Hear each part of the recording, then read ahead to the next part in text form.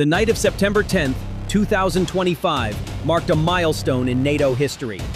F-16 and F-35 fighter jets took off, missiles were fired, Patriot radars were activated, and AWACS operated continuously. Both air and ground forces were put on alert at the borders of Russia, Belarus, and Kaliningrad. This was not a military drill. It was Poland's first real test alongside the alliance against Russia.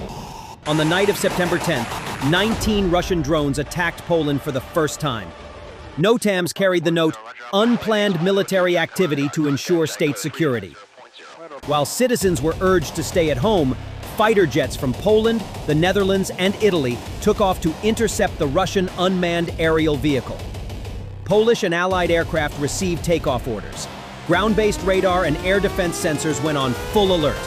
Italian AWACS surveillance aircraft and NATO-shared aerial refueling aircraft joined the operation. Early warning platforms from Italy transmitted the air picture to command centers. Dutch F-35s cut off the approach axes with their stealth advantage. Polish F-16s closed the engagement windows. Allied MRTT tankers provided fuel and extended the patrol duration. Patriot batteries tracked the targets but did not fire. The decision was to prioritize the air interdiction chain. This choice was based on the calculation of reducing the risk of hitting low-altitude targets near civilian areas. Polish Operational Command confirmed that ground-based systems were on high alert. But tonight, the shooter role remained predominantly with jets. The integrated air defense architecture was implemented for the first time at this intensity against real targets on NATO soil. Poland announced that 4 of the 19 unmanned aerial vehicles that entered Russian airspace were shot down. Flight suspension announcements were issued for Warsaw-Chopin, Modlin, Lublin, and Rzeszów-Jagiellonka. The Russian UAVs entering Poland were part of the latest major airstrike against Ukraine. The Air Force reports that a total of more than 400 unmanned aerial vehicles and 42 cruise missiles were launched. U.S. Representative Joe Wilson stated on the U.S. social media platform X, "Russia is attacking NATO ally Poland with Iranian Shahed drones less than a week after President Donald Trump hosted President Karol Nawrocki at the White House. This is an act of war. NATO jets shooting down Russian drones." The closure of Heathrow Airport in Poland. Emergency calls late at night between Warsaw and NATO headquarters. There is no precedent for what happened in Poland on the night of September 10th. The nighttime crisis triggered by Vladimir Putin's latest aggressive act was the kind of scenario that could have resulted in NATO and Russia trading deadly blows that would have led to casualties. As a result of the Russian drone attacks, the roof of a house in western Poland was damaged. Footage showed the torn-off roof and scattered debris. There were no civilian casualties, but the phrase, "no casualties," does not diminish the significance of this crisis. This time, the failure stemmed at least from the fact that Russia's lethal unmanned aerial vehicles did not cause any casualties in Poland. This was the first night operation in which Russian-made attack UAVs were shot down over alliance territory. And now the threshold has been crossed. Had they not been shot down in an air defense operation involving F-35 jets from the Netherlands, the situation could have been different.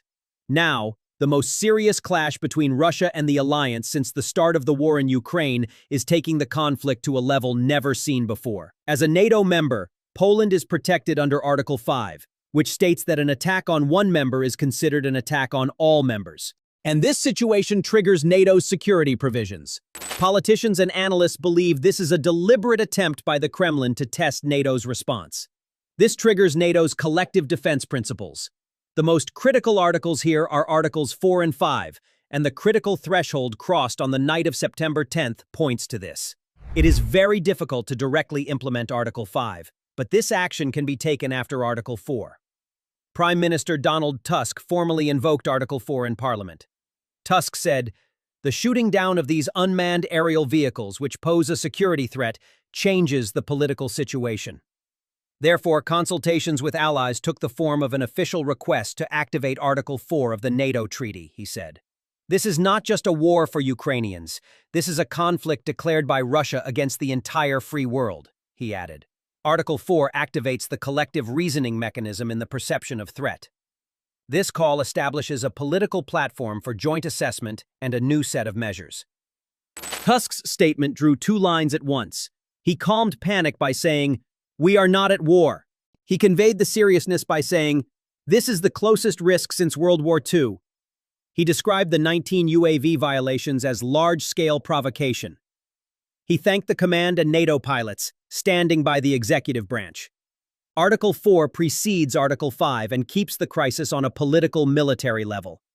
The message was to Moscow: we see, we talk, we prepare.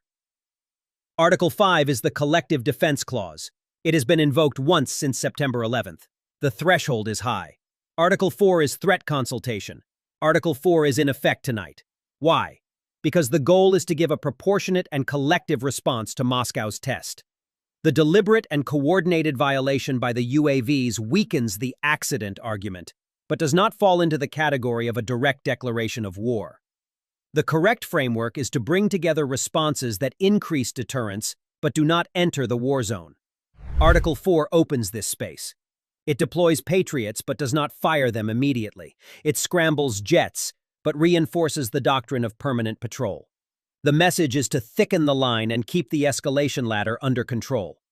This move was a live field test for NATO's integrated air and missile defense. The long-range radar AWACS network provided early warning of targets.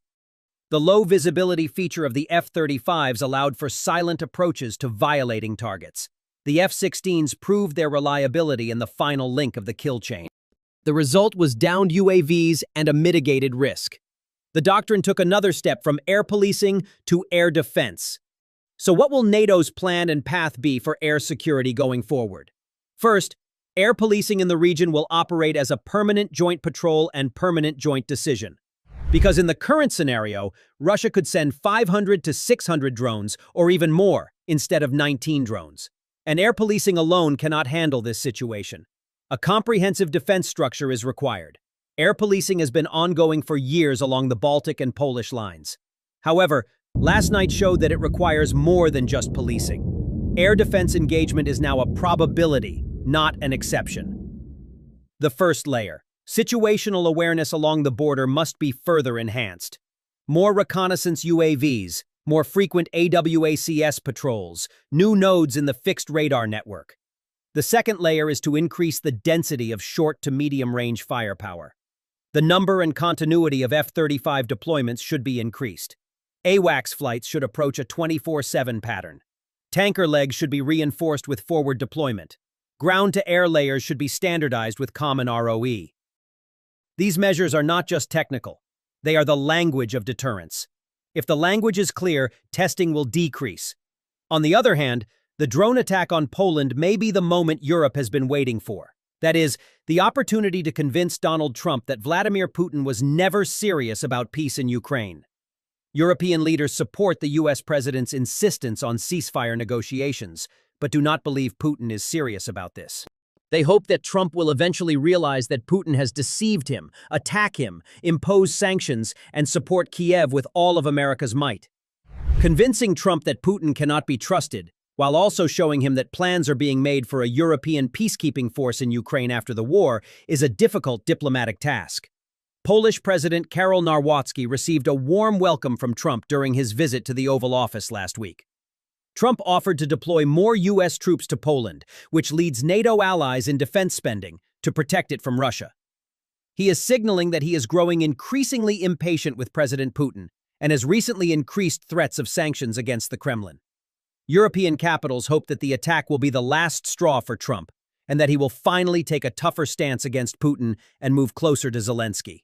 In summary, Article 4 consultations must yield results quickly. It has been proven that urgent measures and more deterrent moves are necessary for both Ukraine and NATO's eastern flank. To this end, Washington must keep the file heavy. European sanctions must add new layers. One sentence must be sent to Moscow: there is no benefit in testing the border. This sentence sums up last night's operation. This summary is tomorrow's plan. If the plan goes right, the next night will be shorter. And one day, the test will be off the agenda. Peace in this region can be achieved this way, with action, with a cool head, with common sense. Thank you for watching.